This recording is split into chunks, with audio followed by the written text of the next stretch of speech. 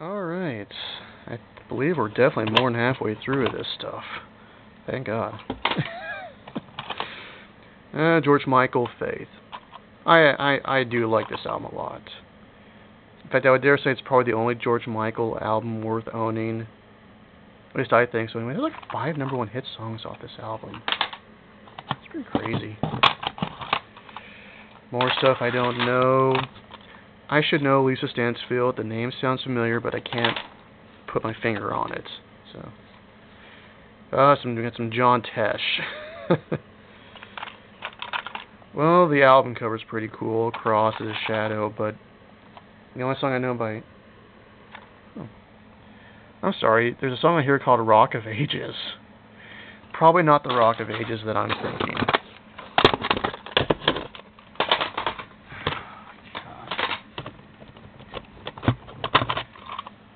Alabama, Mountain Music, another song that I listened to ad nauseam, whatever, when I was a kid.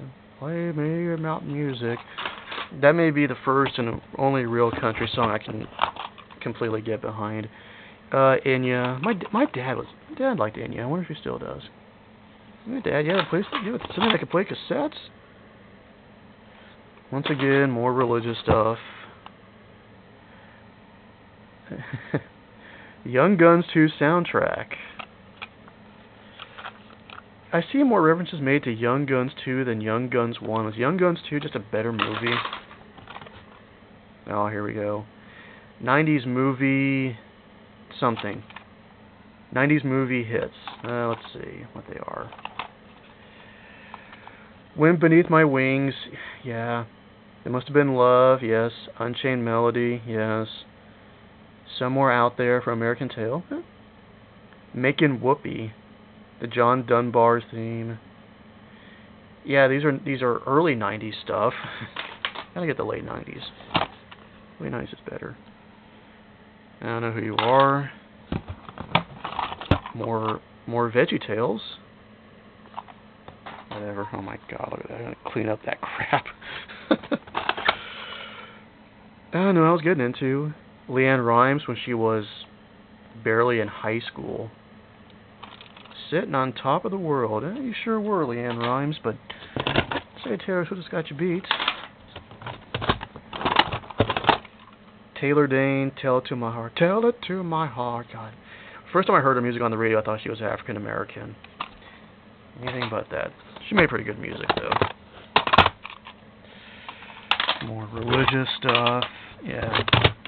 Speaking of John Dunbar, here's the Dances with Wolves soundtrack. That was a pretty good movie.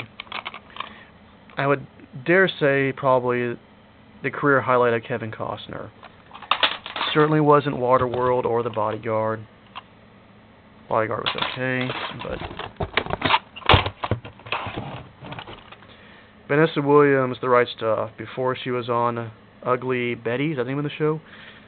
Before she was serious into acting and after she posed in Penthouse, she made some music. I think this is a pretty good album. I think her biggest hit song was Save the Best for Last, although I think I know Colors of the Wind more than anything else. Harry Connick Jr. Don't know much about him. He had a song in the movie The Mask that was pretty good. And he was Will Smith's best friend in Independence Day who got killed. Because the best friend of the hero has to die in a Roland Emmerich movie. It's just a fact. All Roland Emmerich movies are the same. It's like Michael Bay. Rick Nelson. Sounds familiar. Not enough. I don't think I'm going to find any Prince or Neil Young or Michael Jackson. That's okay. I actually did get the Michael Jackson Dangerous album off of eBay. So it's okay. Annie, musical. Hell, I wouldn't go Tricky. I thought it was maybe Run DMC, but oh God, this may never see the light of day, and if it does, I apologize. Acoustic Juice. If I ever get a new YouTube name, it's going to be Acoustic Juice.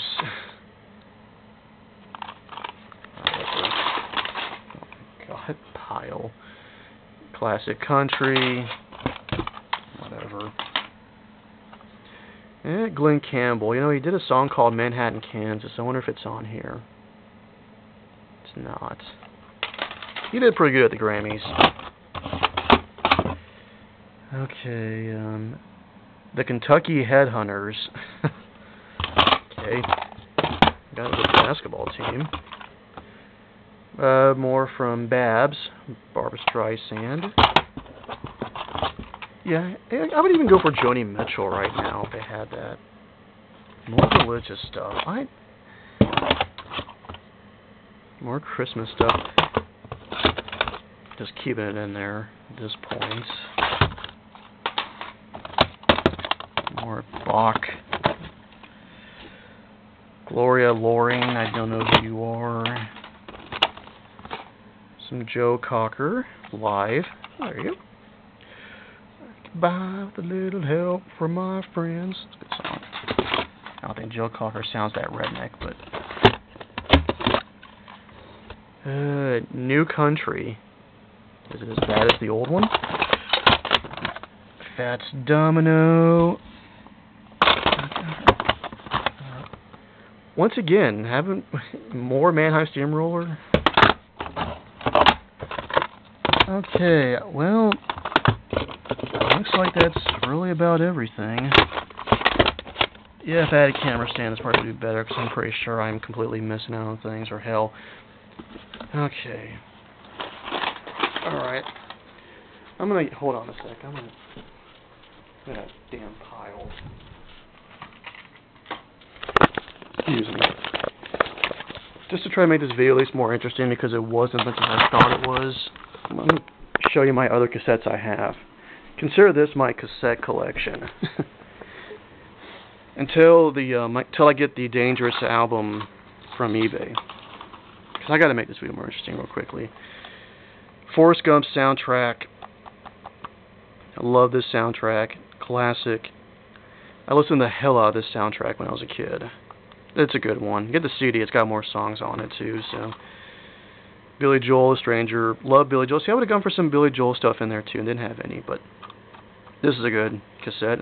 The barcode takes up about half of it, but Stranger's a great album. Bodyguard soundtrack. It shocks me that this is the highest selling soundtrack ever. I would have guessed Saturday Night Fever, Footloose, Dirty Dancing, Grease.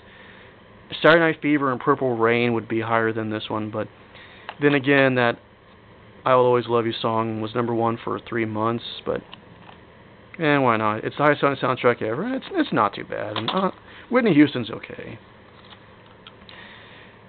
Peaches. This is a cassette single, Peaches. Man, here's another. Listen to the hell out of this. When this came out, God, 95, 96. Dion Ferris, I know, cassette single. Same thing as Peaches. Smashing Pumpkins, Tonight Tonight. Another